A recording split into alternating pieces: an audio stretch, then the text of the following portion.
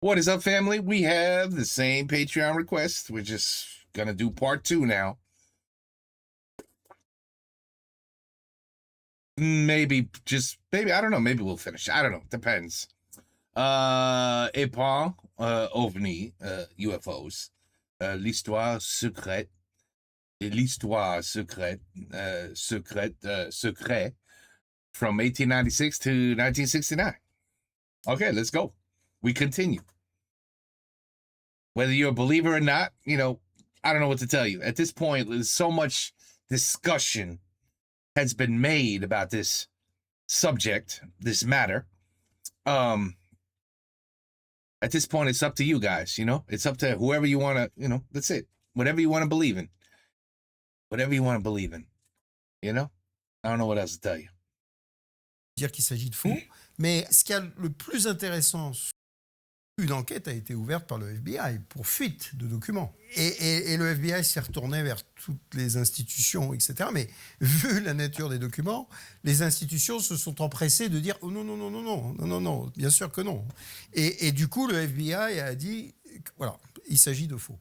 Et donc, c'est devenu un peu la norme de dire qu'il s'agit de faux. Mais ce qui a le plus intéressant sur Majestic 12, c'est qu'il existe un document déclassifié antérieurement à l'apparition des documents Majestic.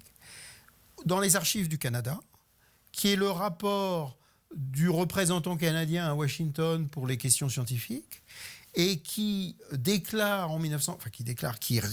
en 1950 un rapport en disant « Les informations obtenues par l'ambassade canadienne à Washington indiquent les points suivants. Le sujet est le plus hautement classifié aux États-Unis, avec un niveau de confidentialité supérieur à celui de la bombe atomique. Les soucoupes volantes existent. Leur mode de fonctionnement est inconnu, mais des efforts concertés sont menés par un petit groupe dirigé par le Dr Van Verbush. Le sujet est considéré par les autorités des États-Unis comme étant d'une importance capitale. » Et donc, ce document-là a été déclassifié dans les archives canadiennes en 1978, donc avant l'arrivée de ces documents. Donc, les documents Majestic 12, j'invite tous les gens qui nous regardent à se renseigner par eux-mêmes, à aller se faire leur propre idée. Je mettrai le lien dans la description. Qu'on les prenne comme des vrais ou comme des faux. Le travail de recherche, d'enquête qui a été fait par père et fils Wood est franchement colossal et ça vaut le coup de se renseigner, ne serait-ce que sur cet aspect. Voilà pour clore la parenthèse Majestic 12. On va traverser l'Atlantique et on est en 1946. On va du côté de la Scandinavie où on observe aussi des choses dans le ciel. Oui, alors c'est ce qu'on va appeler les fusées fantômes.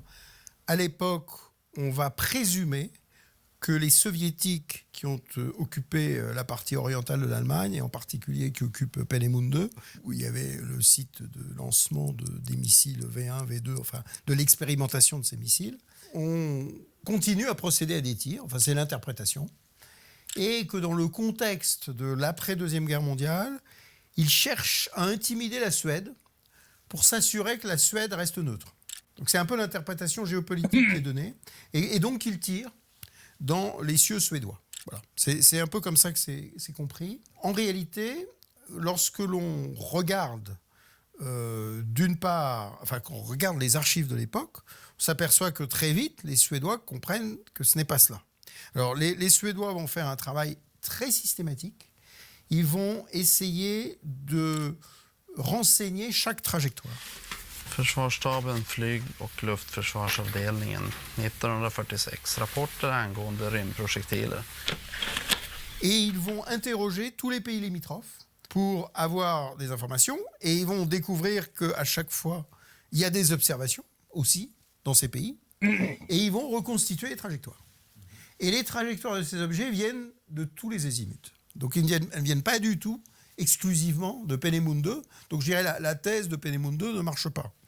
D'autre part, il n'y a qu'un seul cas où un objet tombe, ou en tout cas il y a un matériau qui est récupéré de ces objets de 1946. Et d'ailleurs, ça va donner un chapitre très intéressant dans le livre du responsable du renseignement technique britannique de la Deuxième Guerre mondiale. Il s'appelle Reginald Jones. Il a écrit un livre qui s'appelle Most Secret. Et il consacre le dernier chapitre de son livre qui traite du renseignement technique pendant la Deuxième Guerre mondiale à cette question. Et il met en doute les observateurs humains, puisqu'on lui rapporte des vitesses qui lui paraissent impossibles. Donc il estime que les gens doivent mal calculer, mal regarder leur montre, puisque les vitesses lui paraissent impossibles. Quant aux matériaux qu'on lui fait parvenir, on lui envoie un matériau, là encore, l'analyse révèle une composition qui serait inconnue. Et il dit, écoutez, qu'est-ce que c'est que ça voilà, tout ça n'est pas très sérieux, et il pense que c'est de la coke, enfin que c'est quelque chose He thought it was coke. finalement d'assez explicable. Oh. Voilà. Ça paraît impossible dans ce cas-là, voilà. c'est faux. Här är löjtnant Irholm då, som jagade en spökkassett i luften. Honom intervjuade jag vid flera tillfällen. Och här är hans rapport då. Så här ser man verkligen hur han har kommit här med sitt flygplan. Och så får de syn på projektilen komma från vänster. Så de följer efter den då? Ja. Och sen tar de upp jakten på den. Men den navigerar undan då på något vis. Ja, han skriver här att han är övertygad om att den slog ner i vattnet, men kunde på grund av björkridån inte se nedslaget. On va traverser à nouveau l'Atlantique, on retourne aux États-Unis, 24 juin 1947, donc c'est une date emblématique de l'histoire de l'ufologie, c'est l'observation de Kenneth Arnold. Pourquoi cette date fait date plus qu'une autre? Alors, sans doute parce que Kenneth Arnold était considéré comme quelqu'un de sérieux, qu'il avait une réputation d'entrepreneur, etc.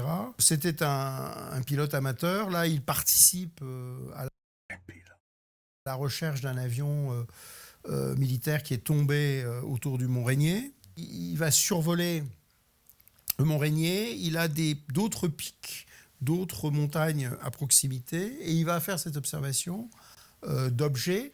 It was an echelon formation of very peculiar-looking aircraft, and they were rapidly approaching Mount Rainier. And it was at about this point when I got here, I could see their tail surfaces, or the rear end of them, and the second craft from the rear had a more or less crescent-shaped look, and it had a hole in the center of it. And of course, I kept mulling in my mind, that's the damnedest looking airplane I ever saw. So you took a camera or a video recorder or something, and you took a picture of it, right? Right? I mean, you're being recorded right now, right? Oh, this was before? When cameras didn't exist. Oh, maybe that's why. Alors, son observation va donner naissance à l'expression soucoupe volante, même si les objets qu'il a observés ne sont pas exactement des soucoupes. C'est la manière dont il se déplace. C'est la manière dont il se déplace qui ressemble justement. Il les décrit comme étant une soucoupe qui rebondirait sur l'eau, quoi. Exactement. Il décrit pas forcément cette forme. La forme qu'il décrit, c'est plutôt un boomerang, quoi. Oui, c'est ça. Une aile volante. Un peu une aile volante, exactement. Ouais. Les hasards de la vie, moi j'ai survolé exactement. I think Batman's got that weapon in his tool belt, in his bat belt. Right? Batman has that bat boomerang. No? Oh. Exactement la même zone. I thought, dans un avion. Et vous n'avez rien vu? Alors je n'ai rien vu, très malheureusement. J'étais là avec mon appareil photo, mais ce qui est très intéressant. Oh, t'as rien vu? Oh, merde. T'as rien vu? C'est qu'on voit les différentes montagnes. Ooh, Astronaut Geek would be going. Ah, vraiment? T'avais pas de caméra. Et qu'on comprend très bien qu'avec son chronomètre, il a pu facilement mesurer entre telle montagne, tel pic, le temps qu'ils ont mis. Et c'est comme ça qu'il va revenir, il va donner une vitesse précise pour ces objets. Je ne me souviens plus du chiffre exact, mais en tout cas, c'est une vitesse qui est bien au-dessus des avions de l'époque. Et donc, immédiatement, la spéculation, c'est que l'US Army ou l'US Navy ont un avion secret. Et cela expliquerait cette vitesse. Et il y a un démenti de l'US Army, de l'US Navy. Non, c'est pas des avions à nous. Ouais. I've seen something. Hundreds of pilots have seen something in the skies. We have dutifully reported these things. And we have to have 15 million witnesses before anybody's going to look into the problem seriously. Il y a ensuite d'autres observations au-dessus des États-Unis. I tell you, until you get a close-up shot, it's never going to work. You need a close-up shot with like a 4K camera. Some shit where you could zoom in and see exactly everything. No blurry shit. No cloudy shit.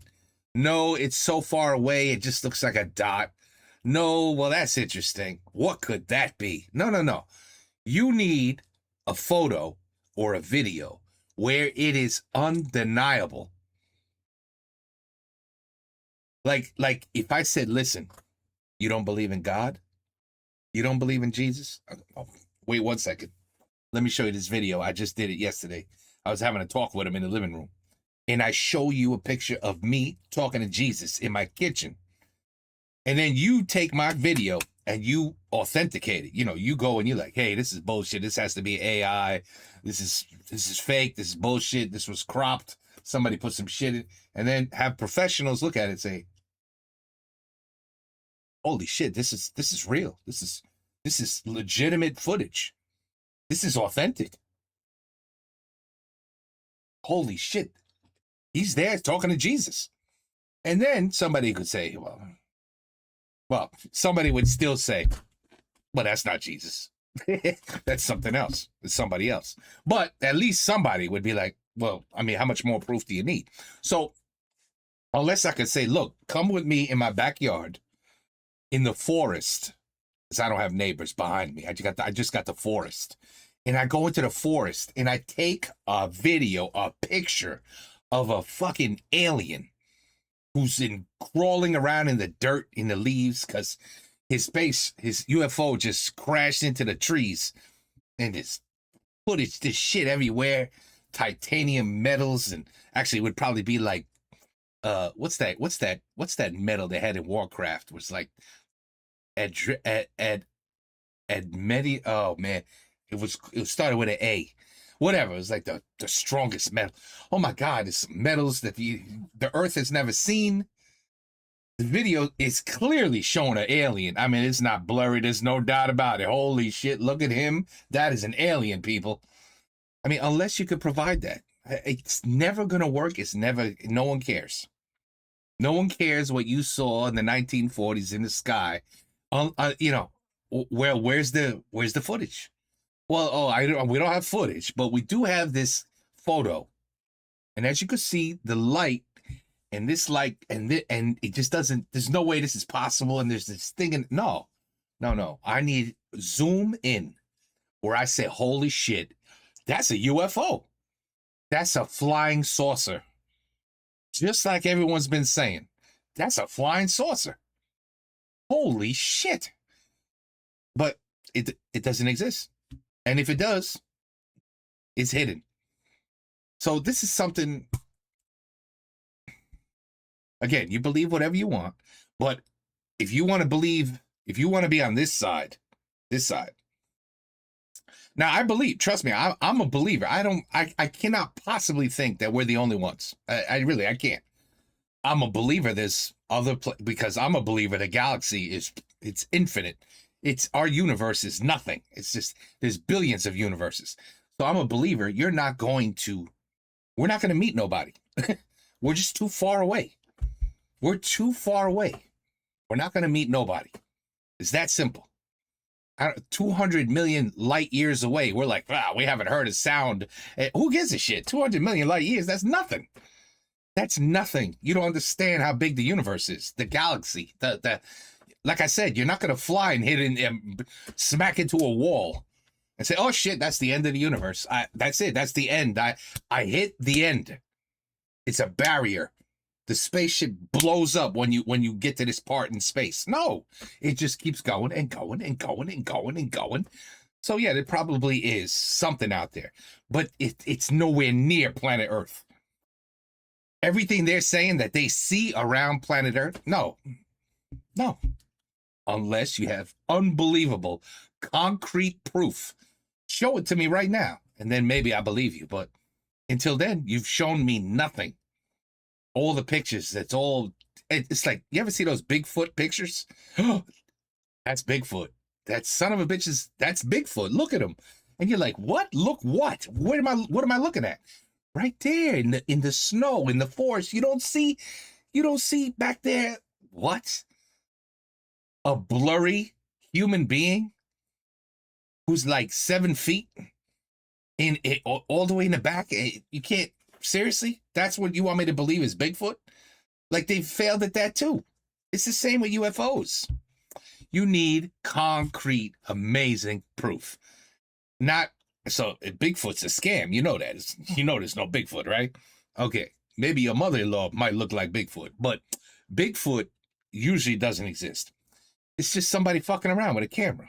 And they make sure when they show it, look what? This is blurry. This looks like shit. Now, yeah, well, it was very hard to get, and he was very far away, and I couldn't zoom in. Like, okay, I got you. Okay, I'm gonna shut up now for the rest of the video. Just gonna listen. Sit.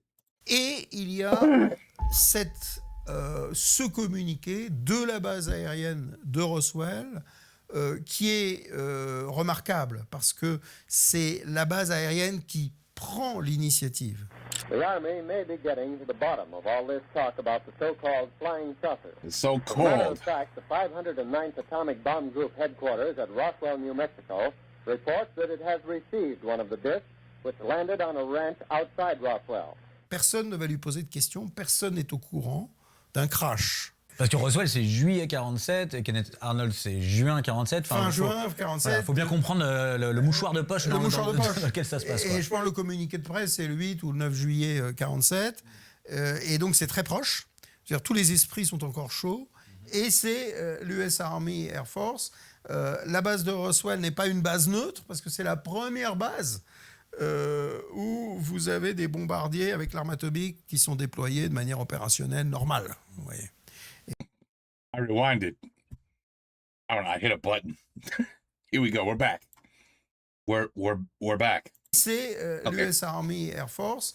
La base de Roswell n'est pas une base neutre parce que c'est la première base où vous avez des bombardiers avec l'arme atomique qui sont déployés de manière opérationnelle normale. Vous voyez. Et donc, dans les 3 heures, comme on le sait, il y a un démenti. Le même porte-parole revient, reconvoque les journalistes, leur dit « Excusez-moi, c'était un ballon météo », et montre des débris.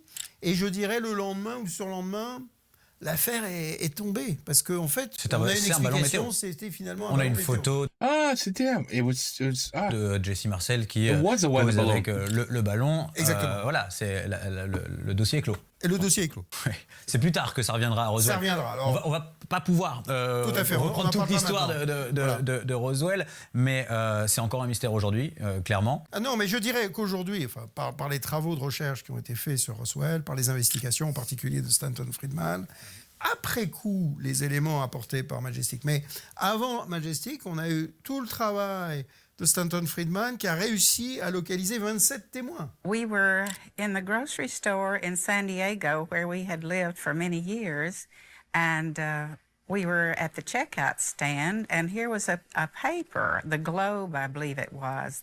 Here was all of the story about it. In fact, I still have the papers here. And he said, he took a look and he said, I've been wanting to tell you about this for years. I guess if they're putting in the papers now, it's no longer a top secret. And he said he bought the paper. Because they never put nothing in the newspaper that's like not real.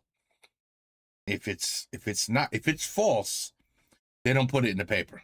It's only the truth. Okay. Papers, and we went to the car and he said, read those. And I read the article and he said, it's a true story. He said, not only did I know about it, but I'm the pilot that took the crashed saucer to Dayton, Ohio. I bet that's wonderful. Show me some video, camera, photo, anything. Et on s'aperçoit qu'il y a eu en fait 2 événements. Il y a le crash, l'explosion au-dessus du ranch de la famille Brazel avec plein de débris. OK. Et puis, un objet presque intact qui, lui, s'est posé à peu près 200 km dans les plaines de Saint-Augustine et pour lesquels on a quelques témoignages qui, tout de suite, ont été discrédités, etc. Mais l'ensemble est assez cohérent et en particulier, on a des témoignages très forts là-dessus. On a un témoin pour Saint-Augustine, On a le croque-mort de Roswell. On a Jesse Marcel aussi. Hein. Major Jesse Marcel, in charge of the operation, now tells a far different story. They wanted some comments from me, but I wasn't at liberty to do that. So all I could do is keep my mouth shut. And General Ramey is the one who discussed or told the newspapers, the newsmen, what it was and to forget about it. It was nothing more than a weather observation balloon, of course, which we both knew differently. It was not anything from this earth that I'm quite sure of. Show us. Just show us. Oh, you can't. Because being an intelligence officer, I was familiar with just about all materials used in aircraft and in our air travel. This is nothing like that. It could not be. It could not have been. Mm-hmm. Roswell, c'est un cas officiellement qui n'est pas réglé. Alors officiellement, aujourd'hui, on a plusieurs, entre guillemets, reconnaissances implicites des crashs. En particulier dans les documents, les personnes qui ont été interrogées par le Congrès, ça c'est une chose. Et en marge, vous avez des officiels qui normalement parlent sous contrôle, c'est-à-dire comme par exemple Lou Elizondo, donc il n'est pas un donneur d'alerte vraiment, il parle sous contrôle et qui reconnaissent formellement le crash. What was at Roswell?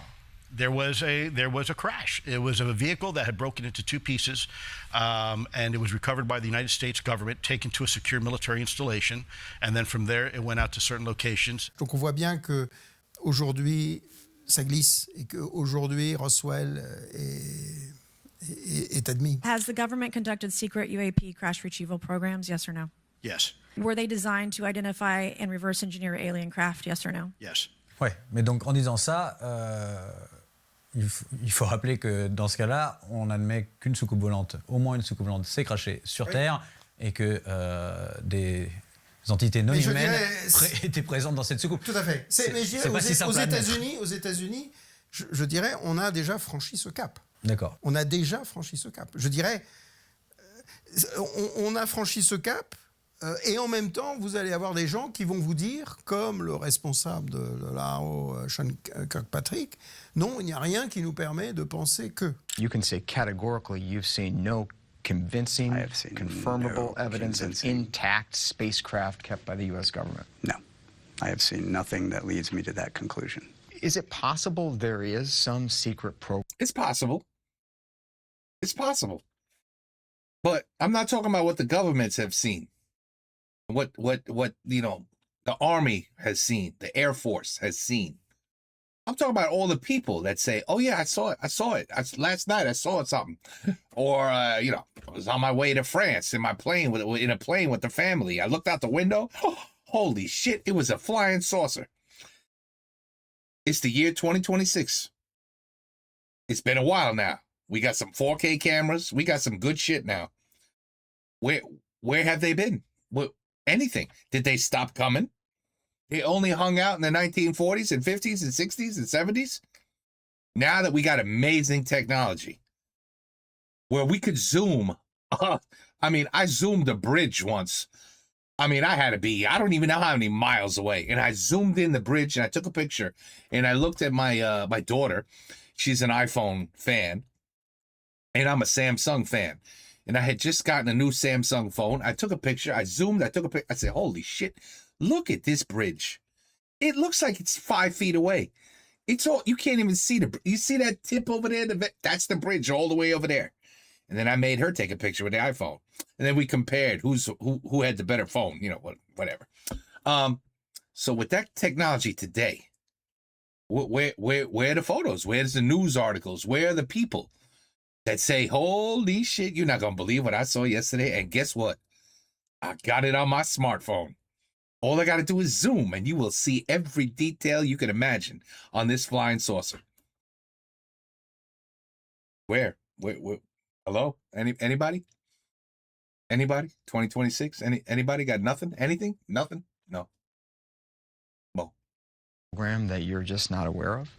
I don't think so. I have access to anything and everything I need. Donc on a à la fois des personnes officiellement mandatées qui parlent sous la contrainte de ne pas révéler des secrets. Je pense à Lou Elizondo, je pense à Chris Mellon, ancien vice-ministre de la Défense, qui parle ouvertement des crashs, et même David Grush, parce que David Grush, comme on le sait, il parle avec une sorte de contrat. Il a le droit de dire certaines choses. Il ne dit que ce qu'il est autorisé à dire. Et donc, il est autorisé à dire. Mr. Grush, finally, do you believe that our government is in possession of UAPs? Absolutely, based on interviewing over 40 witnesses over 4 years. And where? I know the exact locations, and those locations were provided to the Inspector General and some of which to the intelligence committees. I actually had the people with the first-hand knowledge provide a protected disclosure to the Inspector General. Donc c'est pour ça que tout à l'heure, quand je vous parlais de cette problématique que vous évoquiez là, du soft disclosure, je pense qu'on est tout à fait là-dedans. Are you read into secret UAP crash retrieval programs? We would have to have a conversation in a closed session, ma'am. I signed documentation 3 years ago that restricts my ability to discuss specifically crash retrievals. On joue sous les deux tableaux pour contrôler, voilà, le disclosure. Le disclosure a commencé. Il a commencé. C'est une possibilité. Parce que la France est muette ou quasiment. On peut avoir cette prudence, mais je dirais que dans les faits, on constate que ça a commencé. And they only crash in the United States? Not a single place has a UFO crashed in France, in Spain, in Greece, Switzerland, the Belge, anywhere? L'Afrique, Russe, Allemagne, anywhere. Has a plane? Do they only crash? Only the United States are the people that have this kind of information? The rest of the world, China, not one? Not one has ever landed and blown up and crashed in China? If so, do they also have non-disclosures about it? They hide all the information as well? I don't know. I'm with Astro on this one, who said if any of this shit was found, it would be all the humans would be ecstatic to let the world know, you're not going to believe this shit. They really are aliens, and we have proof right here. I believe them. I think, yes. Everybody would go nuts, say, hey, yes, let everybody know. Holy shit, we're not the only ones out here. Anyway, I agree with Astro on that one. Ça, je ne ferai pas ce projet documentaire. Oui, oui. Non, mais c'est vraiment pour aller dans votre sens. C'est qu'effectivement, il y a un nombre d'éléments qui sont réellement troublants. Et donc, bon, en parler, ça me paraît judicieux. Au moins en parler.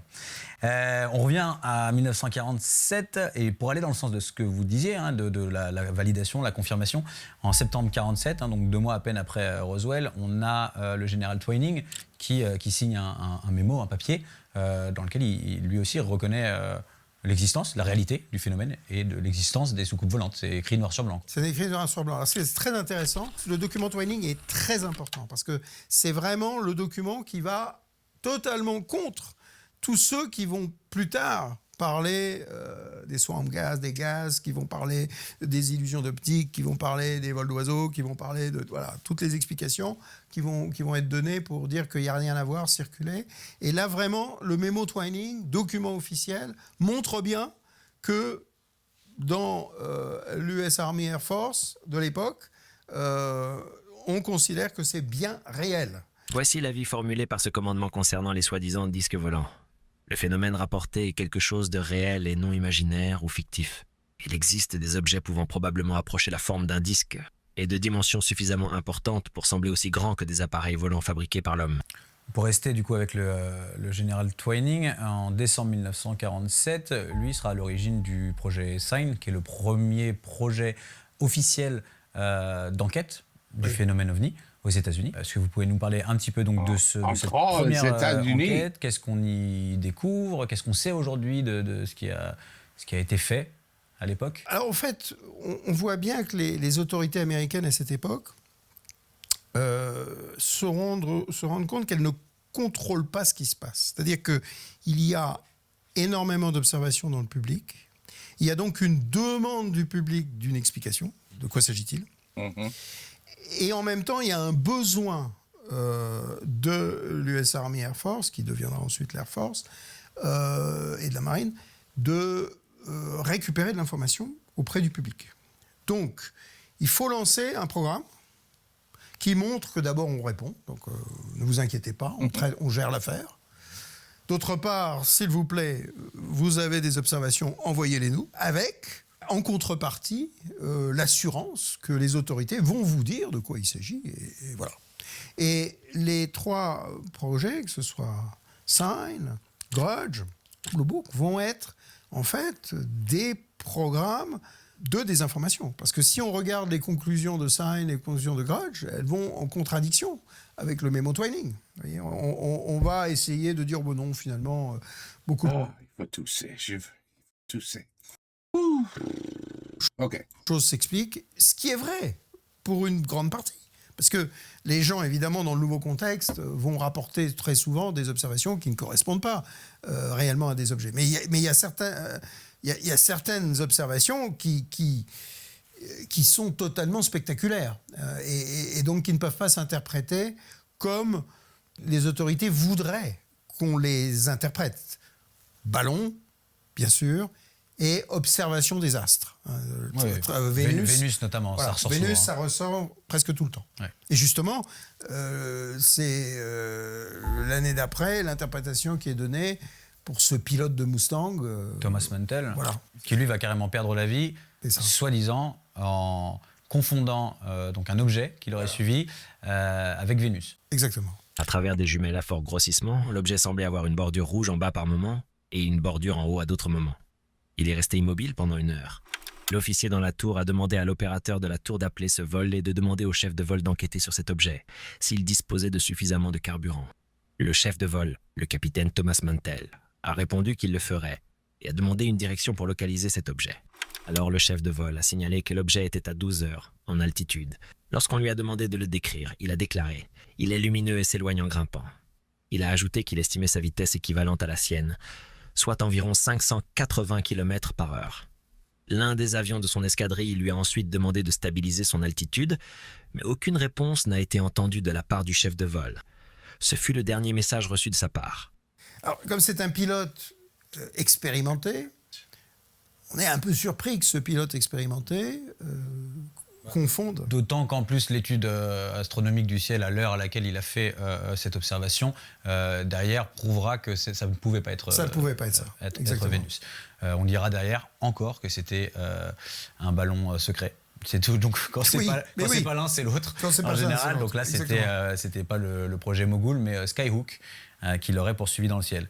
Je dis ça en riant, mais c'est possible. Je ne dis pas que c'est pas ça, mais c'est amusant de voir à quel point ces 2 explications, notamment, sont ressorties mais des tonnes de fois sur les observations. Oui, tout à fait. Voilà. Donc le cas de Mantell qui est présenté peut-être comme le premier cas fatal, entre guillemets, de l'ufologie. La même année, il y en a une autre qui n'est pas fatale pour le coup, mais avec un pilote qui s'appelle Gorman, j'ai oublié son prénom, et lui il poursuit un objet pendant une trentaine de minutes, qui manque de lui rentrer dedans à plusieurs reprises. Et plus tard, Ruppelt qualifiera cette observation comme une des plus convaincantes, enfin une des observations qui l'a convaincu de la réalité du phénomène. You've got an experienced, seasoned World War II fighter pilot who's dealing with a light phenomenon that is clearly outperforming his aircraft. You've got a lot of witnesses seeing this. One in the air, another pilot, and a number of people on the ground, including air traffic controllers. And it's a somewhat mystifying event. The Air Force ended up... What kind of shitty video was that? And a number of people on the ground, including air traffic controllers. And it's a somewhat mystifying event.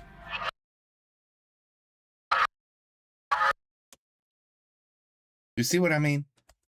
What is that? What kind of video is that? The Air Force. Is that how you take a family picture of you and your family when you're at Disney World? Is that what you do? That's how you take videos? Again, 2026. Now we have color, 4K. Why has nothing been seen in today's modern age? Not a single video or photo.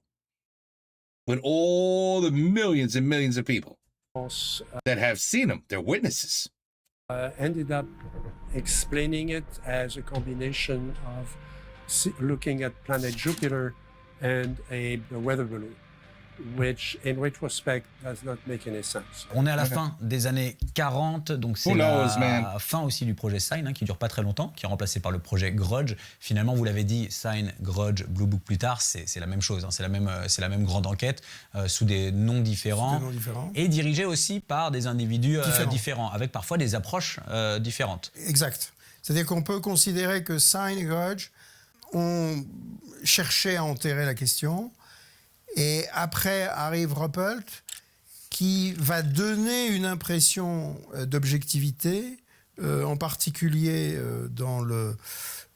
à travers le livre qu'il publie, qui apparaît presque comme une protestation un peu voilée de l'attitude des autorités. Mais encore une fois, il ne faut pas oublier que le livre est autorisé.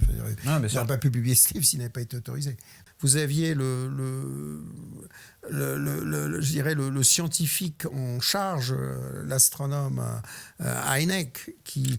Alors, ce qui est intéressant avec Hynek, c'est que c'était quelqu'un qui était véritablement dans le camp des discréditeurs, des debunkers, qui étaient toujours à expliquer, mais non, c'est fameux, c'est des gaz, c'est des vols d'oiseaux, etc. Et c'est quelqu'un qui va recruter, d'ailleurs comme adjoint, c'est très intéressant, un ufologue français tout à fait légendaire qui est Jacques Vallée, qui est à cette époque un jeune français qui a sa thèse de doctorat, qui s'est intéressé justement au sujet en France, qui est déçu parce qu'il estime que la France ne fait pas assez dans le domaine, qui va aux États-Unis, qui candidement se présente et qui est soudain recruté pour être le numéro 2 d'Hynek et qui est soudain précipité dans le sujet au sommet aux États-Unis.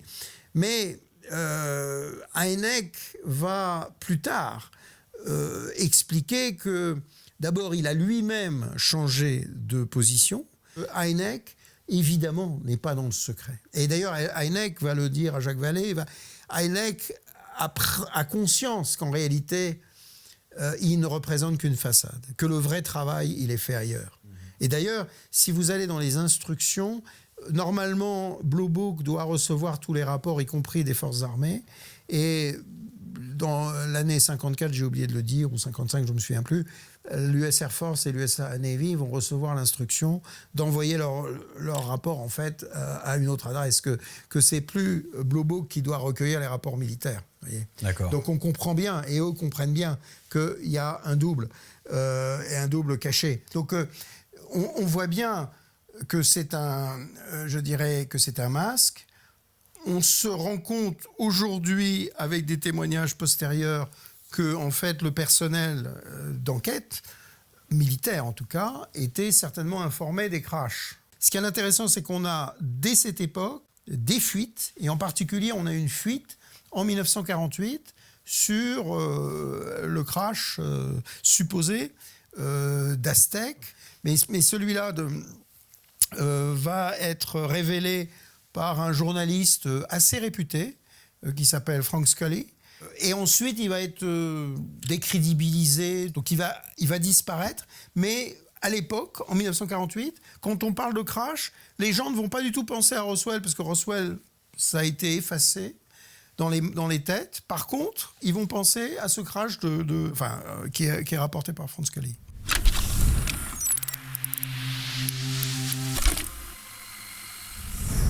Que Frank Scully, lui, il sortira plusieurs bouquins, dont un qui a vraiment fait date aussi. Ça me permet de vous parler du major Donald Keyhoe, qui lui, tout début des années 50, janvier 1950, sort un livre intitulé sobrement « The Flying Saucers Are Real ». Alors lui, il n'y va pas par quatre chemins. Les soucoupes volantes, ça existe, et elles sont d'origine extraterrestre. Oui, exactement. Et l'armée est au courant et nous dissimule la vérité. Ça, c'est vraiment ce qu'il faut retenir, en gros, en substance de son bouquin. C'est quand même ça, début des années 50. Alors, qui est ce major Donald Keyhoe? Parce que lui, ça va être un des chefs de file du mouvement pendant... Mais attends, hein? When you don't have proof, it's almost irrelevant. Anything you say doesn't mean nothing.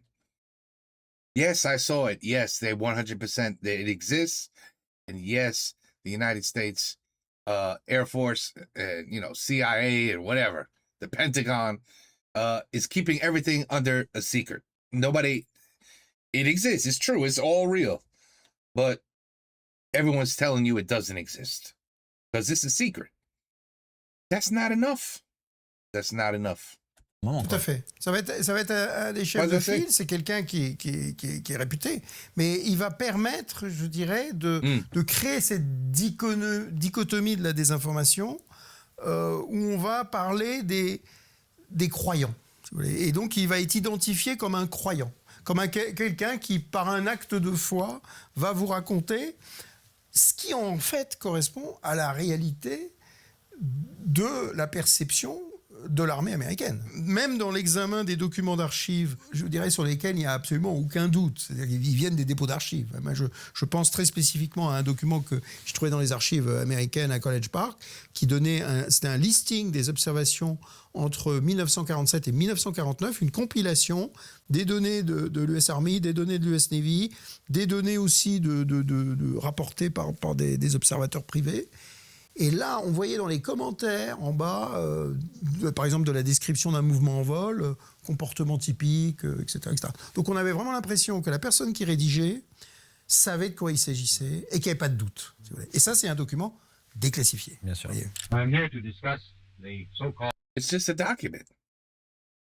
Flying saucers. It's writing. The Air Force interest in this problem has been due to our feeling of an obligation to identify and analyze to the best of our ability anything in the air that may have the possibility of threat or menace to the United States. In pursuit of this obligation, since 1947, we have received and analyzed between 1,000 and 2,000 reports. However, there have been a certain percentage of this volume of reports that have been made by credible observers of relatively incredible things. Toujours au début des années 1950, on a un événement célébrissime dans l'histoire de l'ufologie qu'on appelle le carrousel de Washington. What's going on? What is happening right now? Is the United States the only place in the planet that has seen UFOs? I'm confused. Why is it everything's about the United States, U.S. Army, U.S. Navy, U.S. Air Force, Washington, this town, this state, United States this, United States that? What do they only come to visit us? Are we that special? The rest of the planet, they're like, France. I don't want to. What do we care? What do they got over there? Eiffel Tower. Who gives a shit? We don't care about that. Let's go to New York. They got buildings. Washington has this Capitol. Got this White House too. We want to go there. Why wouldn't you? Do you understand? Why is everything United States? Why are we not talking about France? What has France seen? What proof does France have that UFOs are real? Spain, Greece, name your country. Where is there proof that there's aliens out there? Forget it. That there's non-humans out there that have landed on our planet. Pick a country, any country. Just show me proof. Why are we still talking about the United States? Who gives a shit about the United States and what they saw or said they found? It can't be the only place. Sur 52. Le phénomène, cette fois, n'y va pas par quatre chemins. Il survole la capitale. Il survole la capitale des États-Unis, Washington. Pendant 2 semaines. Le Capitole. Le Capitole. La Maison-Blanche aussi, oui. Le 19 et le 26 juillet 1952. People at Andrews Air Force Base and at Washington National Airport went outside and could actually see objects in the sky that match positions of blips on the radar scopes. They love us. Plusieurs traces radar. They love on a us. des vitesses qui sont calculées qui vont à plus de 11 000 km/h.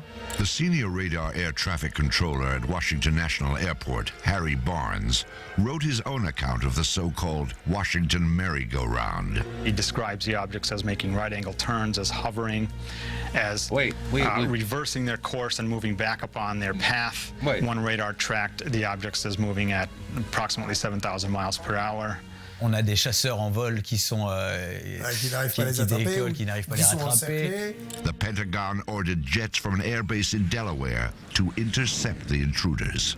We were observing about 4 or 5 known flights, and about 12 to 14 UFOs. And we saw the flight coming in from Delaware. We could see them on the radar scope, and the moment they came on the scope, all the UFOs disappeared. However, when the jets returned to base, the UFOs promptly reappeared on radar. After the intercept was left, the fact that they immediately came back on the scope, I was very apprehensive. Non, tout à fait. On a du mal à comprendre comment on revient d'un cas pareil, en fait. Mais c'est ça qui est remarquable. Mais tu vois, ils ont vu rien. Ils ont vu rien. On the radar, they saw him, and then they went up, said, let's go see him for real. Where are they? Hey, merde. So they go back, they land. Son of a bitch. They're back on the radar? Okay, did you actually see him? No, but we have dots that on this machine. There's dots that did you see any? No. Ah. OK. C'est ça qui est remarquable avec le phénomène ovni. C'est que en réalité, la messe est dite très clairement aux yeux de tout le monde, et y compris du président. Talk to you or concern you about the unknown and unidentified flying objects? Oh, yes, we discussed it at every conference that we had with the military, and they never were able to make me a concrete report on it. There's always things like that going on. Flying saucers, and they've had other things, you know. Et c'est là où le livre de Ruppelt, même si je vous dis que le livre de Ruppelt, il est contrôlé, mais il nous explique, Ruppelt, dans ce livre, que là, on est tout près de reconnaître qu'il s'agit d'engins interplanétaires. During a 3-year investigation, I found that many pilots have described objects of substance and high speed.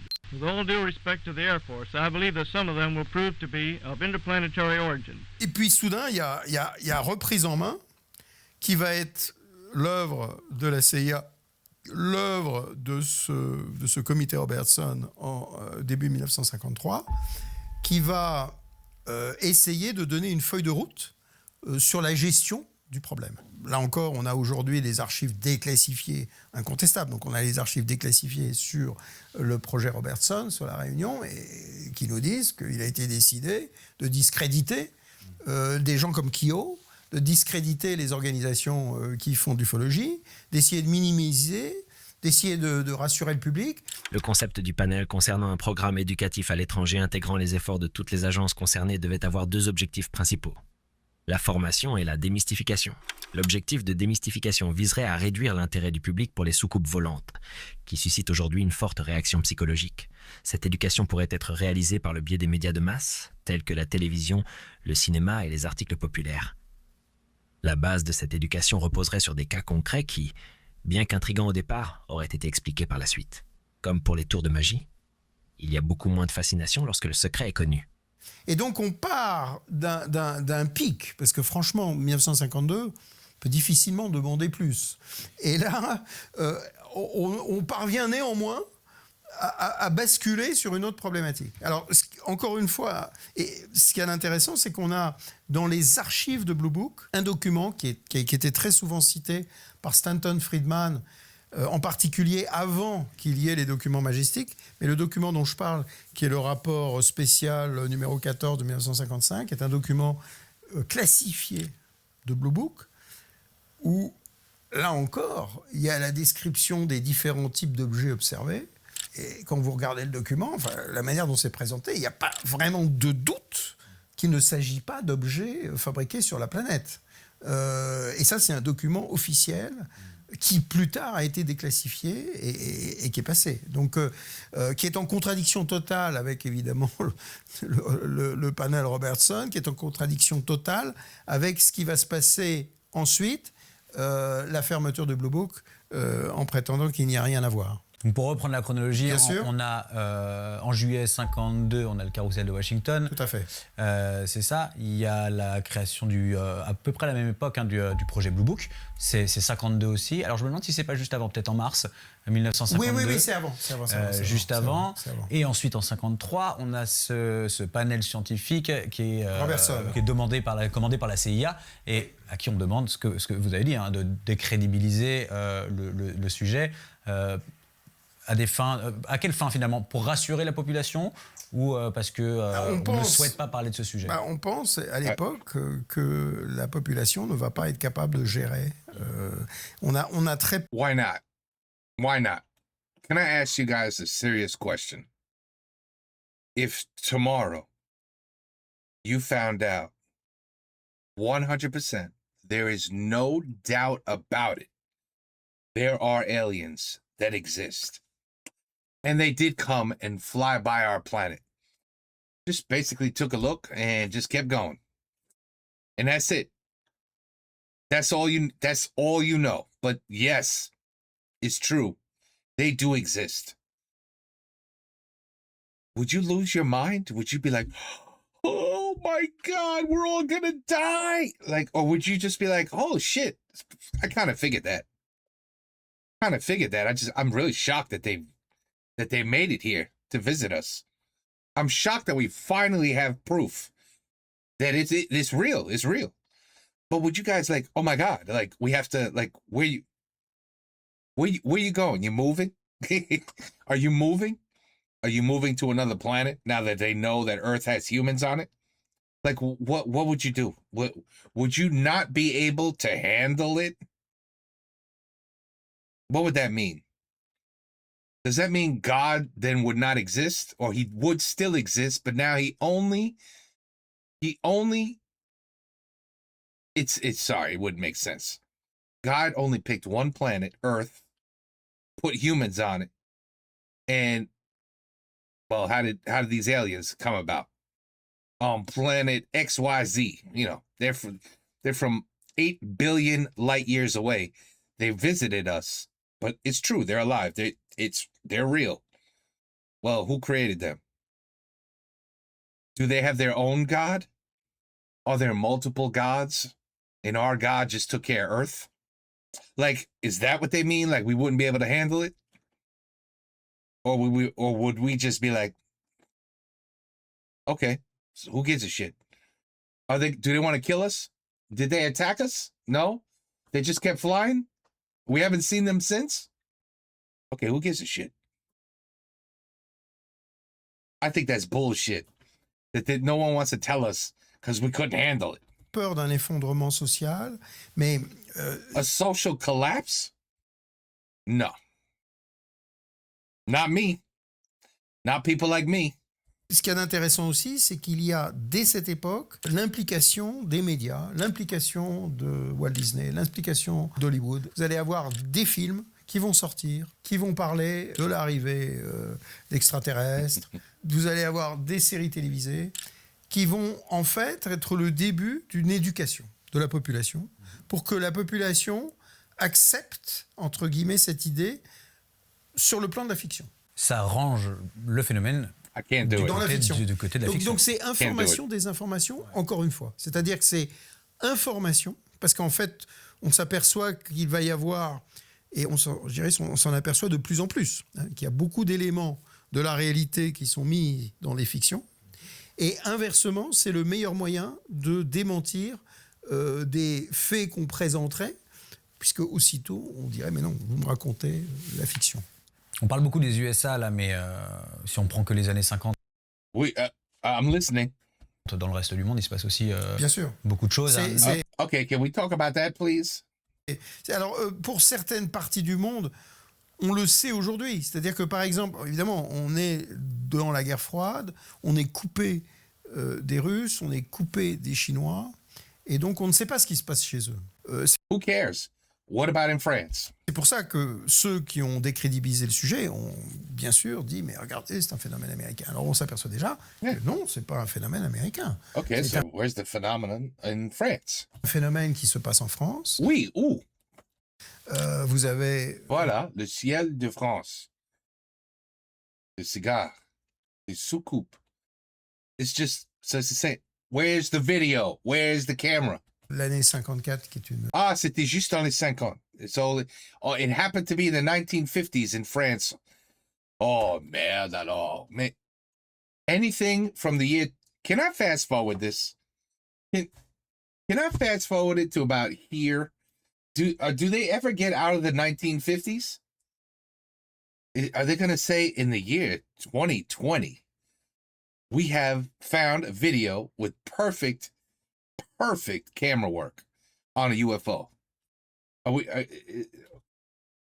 we just stuck in the 1950s, where conveniently technology was pretty shitty, and you couldn't see nothing, and the cameras weren't that good, and everything was black and white, and grande année d'observation, y compris très spectaculaire en France. Avec la création de la CEMOC, d'ailleurs, la section d'études des mystérieux objets célestes. Cosmiques, oui. Qui en 54 aussi. Donc nous aussi, on a notre programme à cette époque d'études, et qui est rattaché à l'armée également. Exactement. En Italie, en 54, on a aussi voilà, Italie. L'observation au-dessus du stade de Florence. Donc là, c'est en 1954.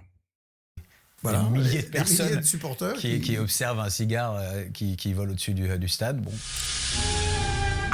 Et personne. I mean, you had to have cameras back then. Yes, you had to have cameras. Nobody at the start of the second half went, holy sh... Personne? Del secondo tempo? Allez, show me.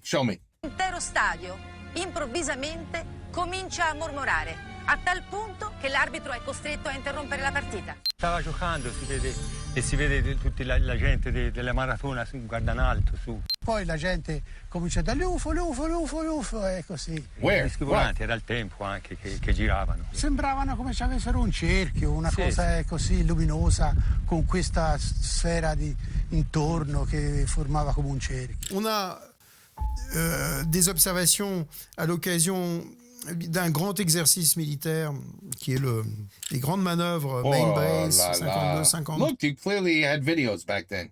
You see? Tu vois? It wasn't perfect, but we have video.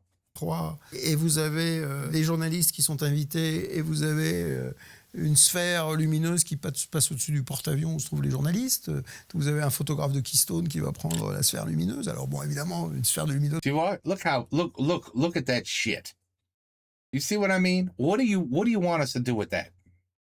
There's a yellow dot and there's some black dots. Voila, those are UFOs. There's aliens flying those. Flying what? Dans un ciel, c'est pas très spectaculaire, mais c'est rapporté et vous avez... C'est la merde. C'est la merde. Vous avez un avion de la RAF qui se trouve poursuivi par une boule lumineuse. Vous avez un avion danois qui, lui, rencontre un triangle. Vous avez un destroyer danois qui est survolé aussi par un triangle.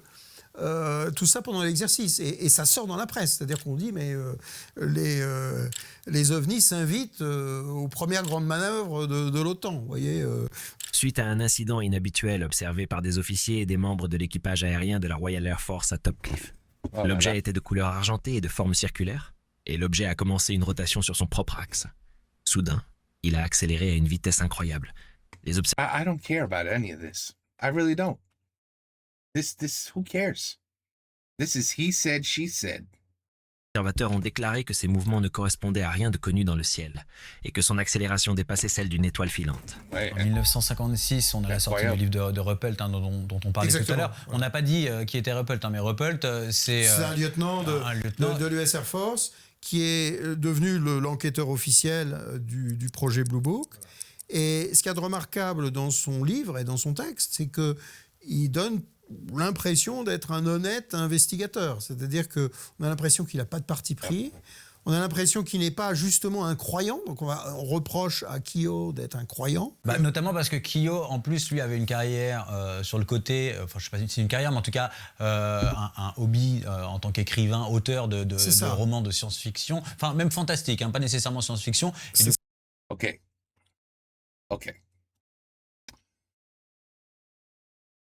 I think we've heard enough. I have to fast forward because I have to see if we ever get out of the 1950s. Okay? Just please. I have to do it because this is the same, I understand. Je comprends. Mais ça prend beaucoup de temps for them just basically repeating the same thing over and over again. This was seen, we believe, UFOs, they exist. The United States is hiding them. I guess France is hiding them. Italy's hiding them. No one has video. I get it. I'm very curious. Do we ever, because you see all these timelines. Where's the timeline? Where's the timeline? See how long this video is? Shit, I don't even know what a timeline is. It's so.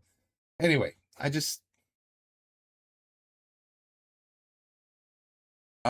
c'est quoi ça?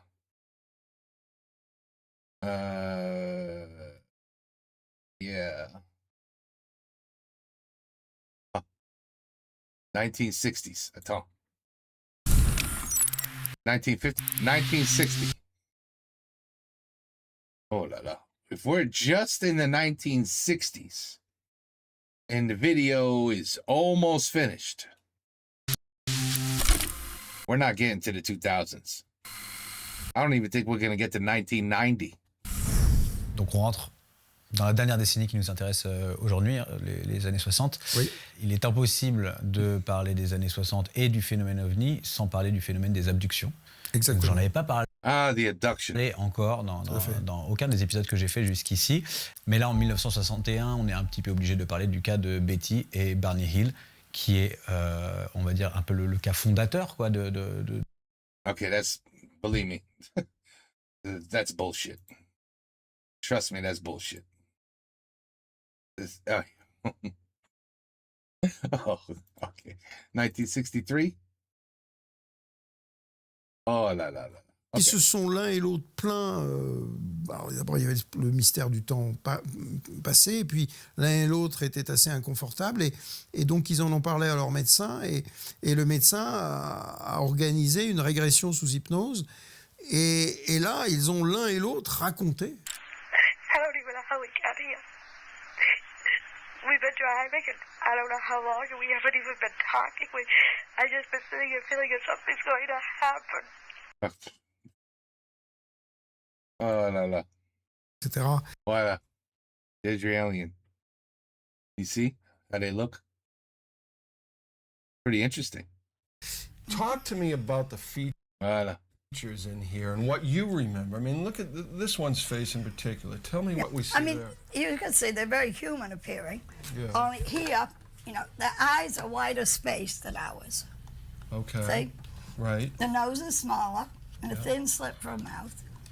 No hair, no protruding part of the ear. We were taken on board, and we were told to relax, no harm was going to come to us, and we did. And they did some testing of both Barney and me. Ils sont montés, ils ont été contraints.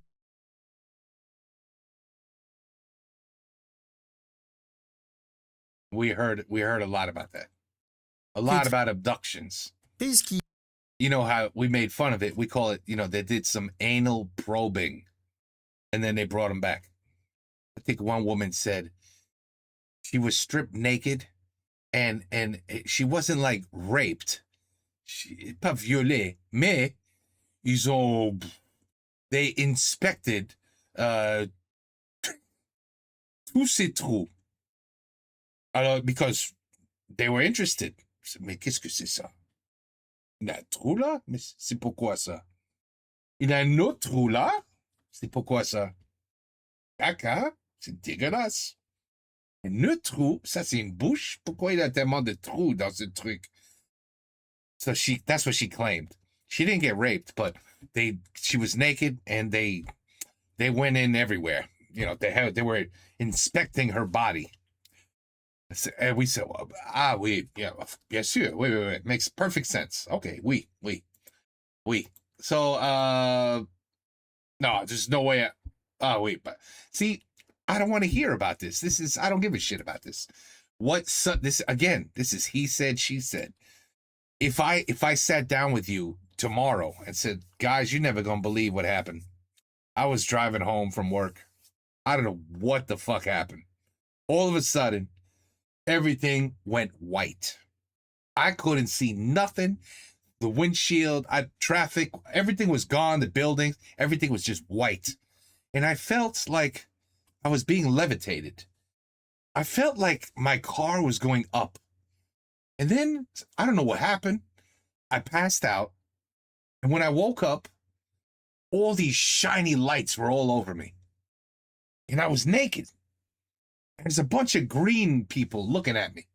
I mean, do you understand? Like, would you just say, bet. What? D said it happened to him. It's documented. He told the police. He told the government. They wrote it down in the document. Mr. D says he got abducted. His car went in the air. Everything became white. You understand? He said, she said. It doesn't mean shit. It means nothing. It means nothing. Did anybody come back with some photos? Anybody do some selfies? Hey, guys, before you transport me back, can we do a quick selfie? Hey, get closer. All right. Hey, what up? And then you come back to Earth and you say, oh, you think I'm bullshitting? Look what I got here for you. You're not going to believe this. Voilà, c'est simple. C'est très simple. C'est très simple. But that never happened. Never, ever, ever. Sightings. Voilà. Doors. There was voilà. Big enough for a grown person to stand up in. It had like Egyptian writing, like backwards writing on it. On essaye de cacher aussi. Oh là là. Okay. But I wanted to see if perhaps, no, it's not going to happen. Not going to happen. Not going to happen. We're not going to get video of 1990s or 2000s. 12 foot at the base, 12 foot tall. When my friend told me that every question I ever had about UFOs was under that canvas, I was mystified. I don't know how some people can say that nothing ever happened when there were so many people that saw things that night. But just show... No, something. I'm done. I'm done repeating myself. I'm done.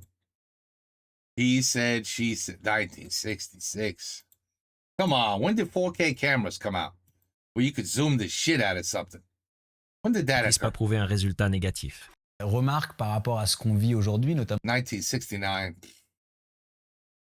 Depuis not gonna happen. 2017, et j'invite les...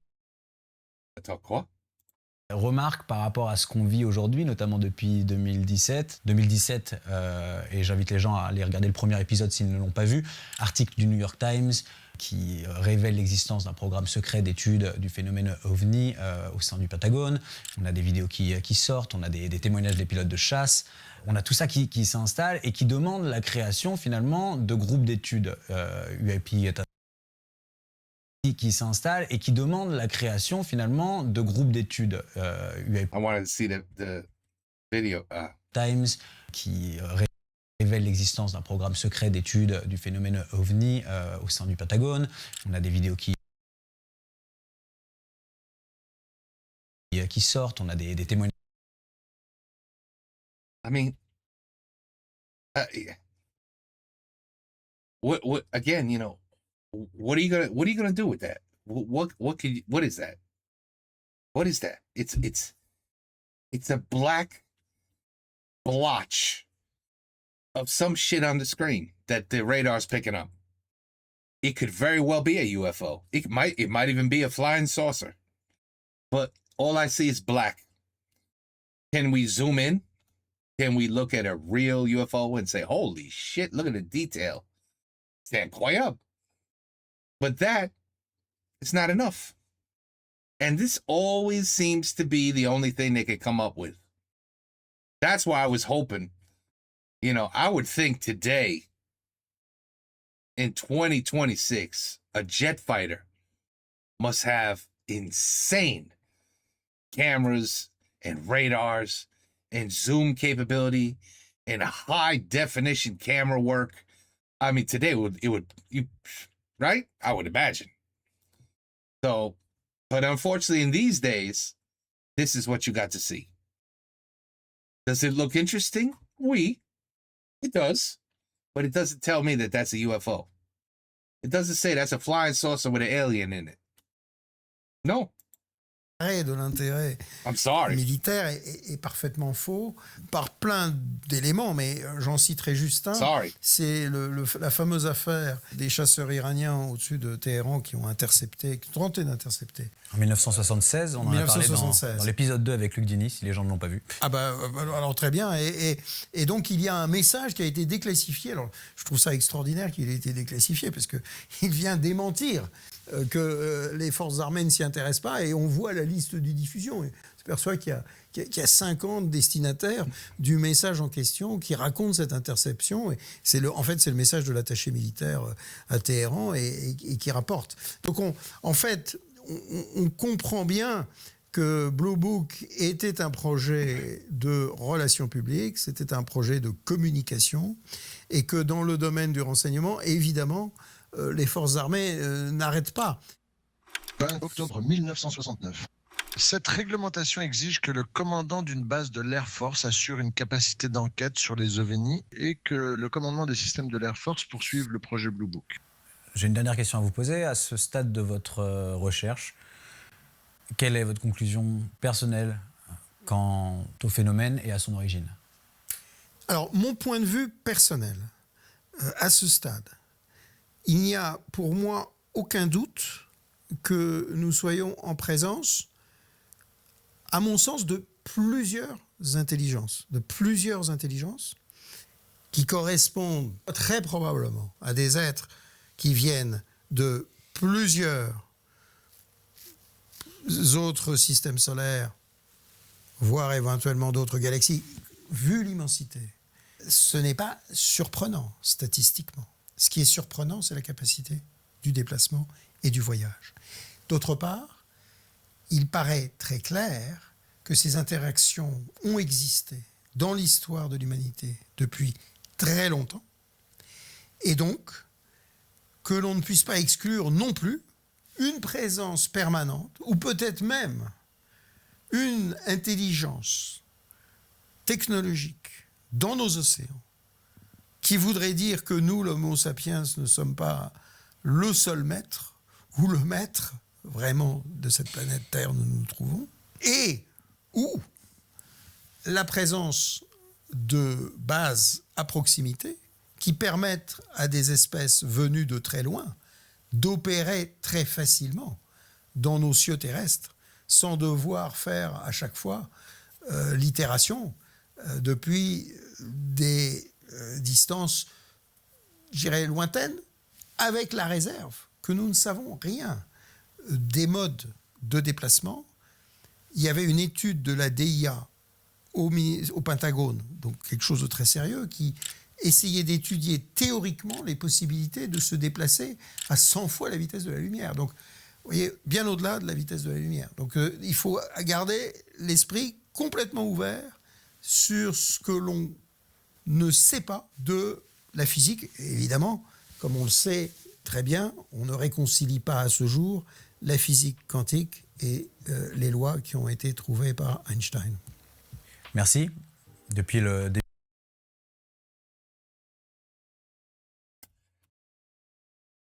I mean, clearly he's a believer. He believes they've been here. And whatever, you know. Until I see proof, people, I'm not believing that they're here. That's all. Until I see proof. I saw no proof.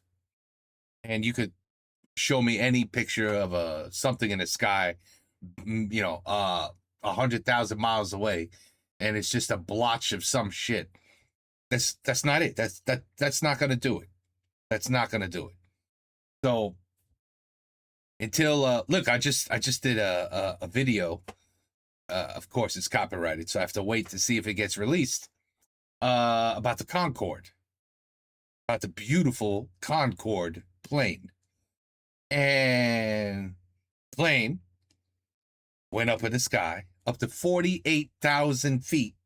That's how high the Concorde could go, and fly up there at, like, you know, 1,200 miles an hour, something like that.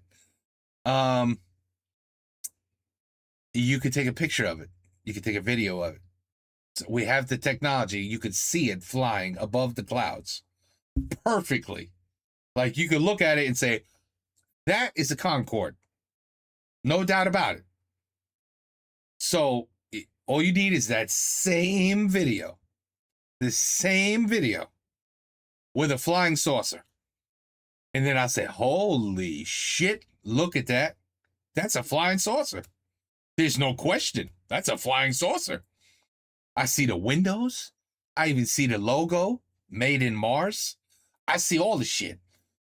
I think I even see a green guy behind the wheel. Like, that is proof. So I don't know. But do I believe there is something out there other than us? Absolutely. Absolutely. But I don't believe they've been here. Au début de cette série, on avait tendance à conclure en restant plutôt frileux quant à l'origine de ces objets. Le fait que ces objets, ce phénomène soit réel, ça c'était quelque chose d'acquis. Vous avez le mérite d'aller un petit peu plus loin et c'est tout à fait respectable puisque c'est aussi les conclusions d'une enquête que vous faites depuis au moins 20 ans, hein, si j'ai bien compris. Donc merci beaucoup pour votre honnêteté intellectuelle et merci beaucoup d'avoir participé à ce 4e épisode. C'est moi qui vous remercie. Et je pense que tout le monde doit aller écouter le témoignage du 26 juillet 2023 au Congrès des États-Unis, en particulier ce qu'a déclaré David Koch. Eh ben, vous me permettez de dire qu'il... If it's only talking, I don't care. It's very simple. If it's just I don't care. Il est présent sur la chaîne. On a fait un petit montage on va dire un petit best-of de ce 26 juillet 2023 pour ceux que ça intéresse. C'est vrai que ces audiences sont historiques et il faut absolument se renseigner un minimum là-dessus pour se faire son propre avis. Cette audience, si vous voulez, valide énormément de choses qui, justement, étaient considérées avant comme pas certaines ou douteuses ou produits d'une désinformation, etc. Affaire à suivre. Voilà. Merci. Je vous en prie. Et voici pour ce 4e épisode. C'était long, c'était dense, mais c'était nécessaire pour comprendre ce qui se passe aujourd'hui. Car vous l'avez compris, les récentes révélations faites devant le Congrès américain sont directement liées à ce que nous venons de voir aujourd'hui. Les différents documents que nous vous avons présentés semblent effectivement corroborer au moins certaines de ces révélations. Si l'on résume très simplement, oui, la réalité du phénomène OVNI était bien connue dans les plus hautes sphères militaires, scientifiques et parfois gouvernementales, et non, l'intérêt qui leur était porté n'a pas disparu en 69 à l'arrêt du projet Blue Book. C'est toute cette histoire et celle qui s'est déroulée depuis qui ressort aujourd'hui. Où, quand et comment elle finira, je ne peux pas vous le dire. Tout ce que je sais, c'est qu'elle continue de s'écrire sous nos yeux et que, personnellement, je trouve ça fascinant. J'espère que cet épisode vous a plu. Si c'est le cas, vous me feriez très plaisir en me le faisant savoir à travers un like, un commentaire, un partage de la vidéo, vous abonner à la chaîne si ce n'est pas déjà fait. Merci beaucoup d'être arrivé à la fin de cette vidéo. On se revoit au 5e épisode.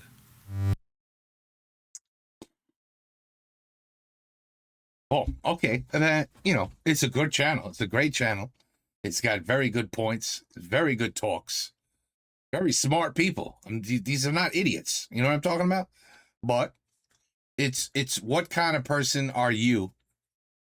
If you want to believe or not believe. What do you need for you to be convinced is real? They're definitely out there. What do you need for proof? I don't know. Do you just need some guy telling you, hey, I flew a plane in the 1960s and I saw some shit 1,000%. It was a flying saucer. I know what I saw with my own eyes. I saw what I saw. I'm sorry. I have no video. I have no photos, but I'm telling you what I saw. If that's all you need, then that's fine. Then yeah, you can believe it. But I'm one of those people that just, you have to show me. You have to show me. When you're talking about something so fascinating, so incredible, and I do find this fascinating. I do. The subject should fascinate everybody. Something this fascinating, this incredible. Could you imagine? To unlock, finally, the proof needed to say, holy shit, it's not just us. There's others out there too. And I mean concrete proof. Then that's it. Again, all you need is yourself taking a selfie with the family of aliens, big smile, and that's it. Bring it back to Earth. That's why I'm not going to listen to anybody who said, I was driving, and all of a sudden, I was abducted. And when I came back to Earth, mon trou de cul faisait mal. Oh, ça faisait mal. These fucking aliens. Oh, ça faisait mal, mon cul. Unless when I hear that, I'm just like, listen, get out of here. You're crazy. Vous êtes fous. C'est tout. It's all right. Il y a plein de gens qui sont fous dans ce monde. Alors, of course, you don't think they're going to have a chance, a crazy person to say, hey, what if we go to the news and we tell them we were abducted? Let's think about this, though. We really got to put some good detail. We got to make this shit sound legit. I mean, if you want to believe that, that's fine. Get all those people that were abducted. I said, you didn't by the chance get a photo, anything, video, nothing. When you were up there, did you take your phone with you? Did they get the phone too? Or no, nothing. Merde. Eh ben merde. Sorry. No proof. He said, she said. Doesn't work for me.